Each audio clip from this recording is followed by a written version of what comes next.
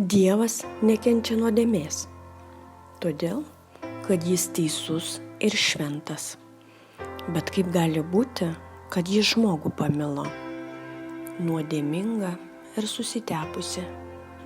Kryžius, Jėzaus auka, malonės galia. Jo kraujas viską nuplauna, istoriją keičia. Dievas tėvas taip pamilo mane tave, jis atidavė viengimį sūnų, kad kiekvienas, kuris jį tiki, nepražūtų, bet turėtų amžiną gyvenimą. Jėzaus kryžiaus auka, didžiulis Dievo meilės įrodymas. Tik pažvelk į tą pusę, kokiu dar įrodymų reikia. Tikėti tai veiksmas, laisvos valios žingsnis. Tik ėjime gali pamatyti veikimą, tik žengdamas įžvelgti prasmę ir stebuklingą veikimą. Lyg akis atsiveria, ausis išgirsta dar neregėtus garsus.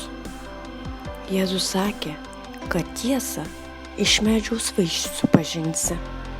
Tad pažvelk į gyvenimą to, kuris esą tiesoje vaikšto, ką liudija jo kalba, veiksmai. Kryžius. Pažvelk į jį.